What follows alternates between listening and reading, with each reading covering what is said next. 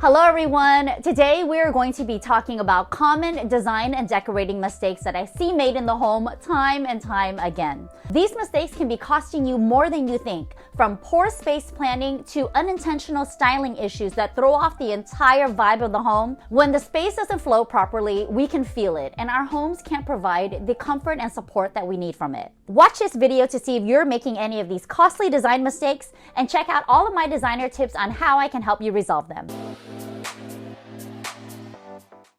The first most common design mistake that I see made in homes is not creating a functional seating group. The purpose of a functional seating group is to provide comfort. You want to have a place to sit in the room allotted so you know exactly what you're doing in there. If you're in the living room, you could be enjoying a nice conversation with your family and your friends. You could be watching the television. You first need to decide on the main function of that room and plan a seating group around it. The goal is to have a comfortable and inviting home, not just for yourself, your family, but also for those guests that come through your home every now and then. I've seen a lot of homes where there is a single sectional that's kind of just pushed up in the corner of a room. A single sofa or a sectional is not an optimal seating group. You're sitting on the sofa. Who are you facing? What are you doing? Sure, another person can sit on the sofa with you and engage in conversation, especially if you're side by side, but what if there's a third person who enters the party? Where are they going to sit? How will you be facing them, let alone even having a conversation? One of my biggest pet peeves in a living room is having ample seating for everyone in the room, but no one is facing each other. Look at this living room, for example. You've got plenty of seating in here. There's a sofa, there's a love seat, there's even a super comfy recliner, but it's all facing the television. I get it. You come in, you're watching TV, no one is talking to each other, but that is not what living rooms are made for. Living rooms are made to be lived in. You want to enjoy each other's company. You want to engage in conversation. You might even want to plop down for your afternoon tea or even engage in a game of chess. When all of the seating is facing one focal point, a television, a view, when you plopped a single sofa against the longest wall in the room, these are all common space planning design mistakes that don't offer any support for the users of the home. The problem might be a big issue, but the solutions are very simple. Let's say you have your main seating already in the space. It's a long sofa. A really simple solution would be to plop a simple accent chair that faces the seating group. You could put this on the opposite corner of the coffee table, right on the edge of the area rug if you have one in place. You can even buy two really inexpensive ottomans or poofs and flank them facing that sofa. What you've created here in one really simple move is a conversation area. It's an area where two or more people can engage in conversation. If you live alone and you never have guests over, I totally understand. You don't need a conversational seating group for that purpose. But sometimes you have a family member or a friend pop in for holidays or celebratory gatherings. You want to be able to cater to the users of the space, whether or not it's just you living alone, you have a roommate, or it's an entire family in a full house. It's your home. You decide how much you want to invest in it, how comfortable you want to make it. But one of the most common design mistakes that I see made in living rooms is not enough seating or a seating group that doesn't function properly for the space. The next common design mistake that I see made in homes is too much of the same thing.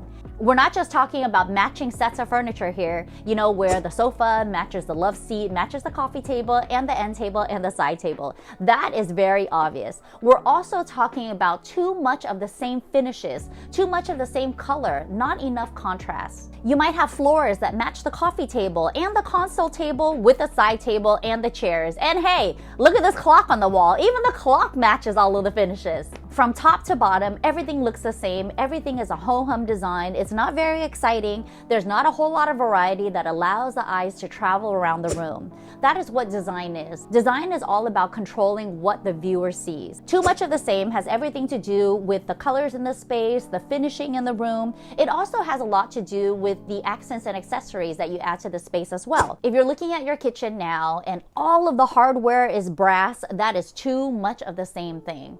You have a brass faucet with a brass pot filler and brass hardware on the cabinets. And hey, look, you even have a brass sink. I'm a glam girl myself. I love brass, but too much of one finish doesn't make anything feel special anymore. I know in a kitchen, hardware and finishes are a little bit more expensive to replace. So we're not talking about replacing the whole shebang. Faucets are a little bit more cumbersome to replace. If you know how to do it yourself, great. I've actually replaced faucets myself before with a really quick YouTube tutorial. But if DIY is not your thing, how about replacing cabinet hardware? Popular hardware items are typically sold in bulk. So instead of purchasing like a single knob or a single handle times like 20 cabinets, you could purchase it in a bag. And of course, you're saving maybe like 20 to 30% on top of MSRP. Breaking up the same finishes in a living room just like this is really simple to do. You could easily plop in an inexpensive area rug that breaks up the floors to the furniture. You could try adding a really huge piece of statement artwork on the walls.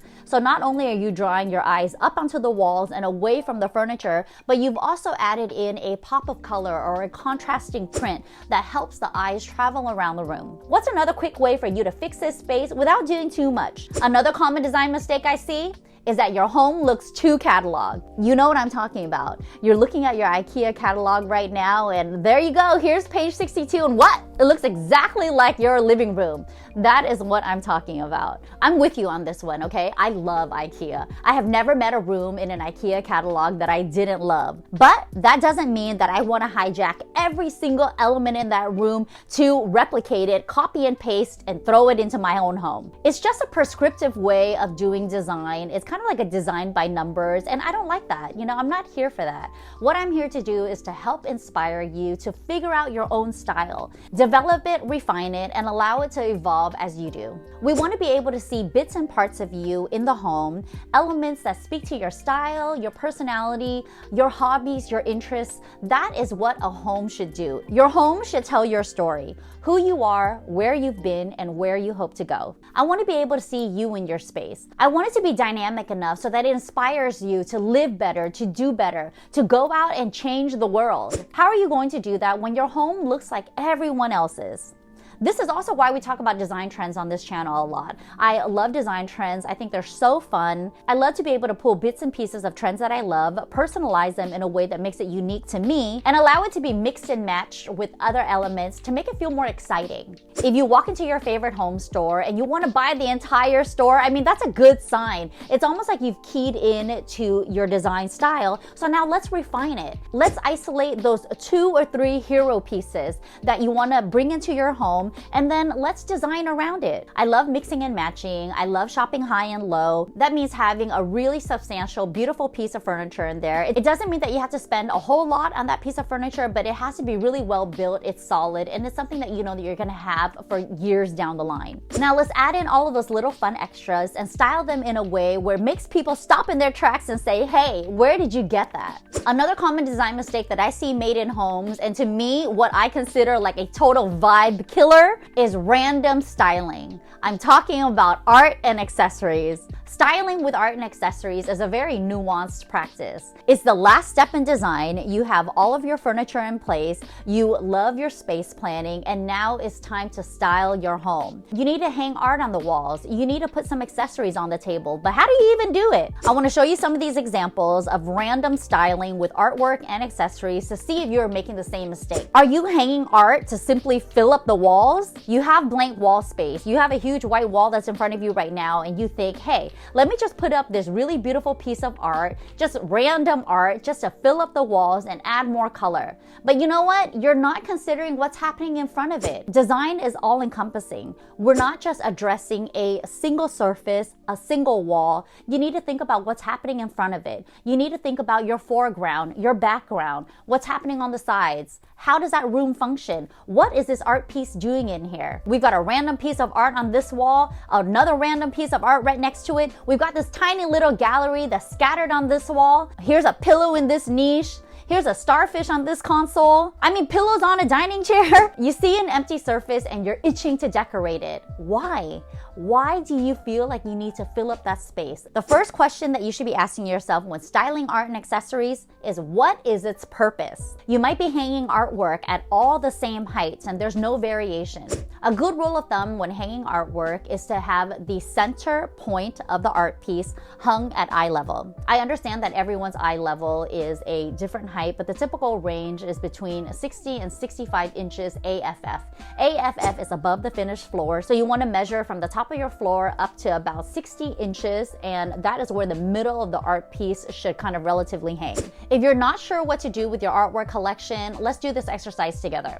I want you to pull all of the artwork from your walls and just to place it in a pile. Now, I want you to consider what are the most important rooms that you want to feel inspired in. Let's say you have a really beautiful seating group in your living room and you need something on the walls. Let's just frame that seating group. Maybe the artwork can be hung behind an accent chair, or it could be hung behind the main sofa in the space. If it's hung on one wall, you don't need to have it on every single wall in that living room just because the wall is bare. Think about what's happening in front of the art piece first, then you can hang that art piece up with a little bit more purpose and intent. There are so many easy ways to create beautiful compositions of art in your home. You could try a gallery wall with a collection of similar themes. Maybe you love moody ocean vibes or vintage portraits. How about a collection that's abstract and colorful? You can pull it all together and make everything feel more cohesive with similar frames or all white matting. Try looking for inspiration images first on Instagram or Pinterest or your favorite design magazines so you can start pulling your art collection together. Scattered accessories are just as offensive as those random art placements. I don't like surfaces that are too cluttered. I don't like placing a piece of decorative object there just because I need to fill the space. Just remember, the more items you have decorating a table means the more effort and energy it takes to clean and dust it off. So editing is key when it comes to your styling and accessorizing. And the last item on today's list of the common design mistakes that I see made in homes is too much filler furniture. We all have it.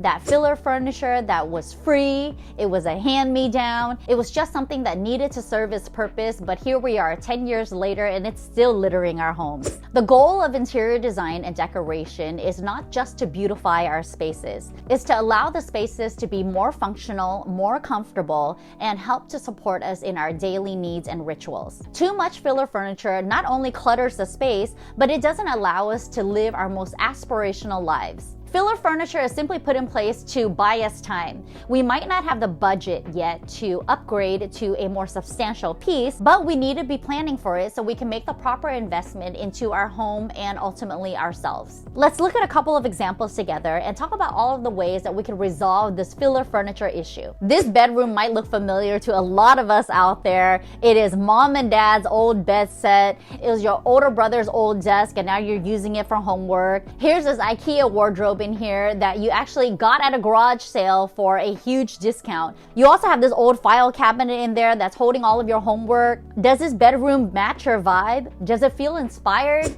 So filler furniture is not just hand-me-downs, but it's also the ones that we paid good money for. We've got a makeshift desk here that's almost acting as a media console underneath the television. You have a little glass side table that's holding this lamp. You've got this huge china hutch that's off to the side. You also have this tiny little wood end table that's kind of tucked into the corner. And again, the main sofa that's facing the television with no discerning seating group. There's a whole lot going on in this space, but what we're talking about is the filler furniture. The space has a mishmash of furniture. Nothing vibes with anything else. There's no clear delineation of what your style really is here. It's all filler furniture.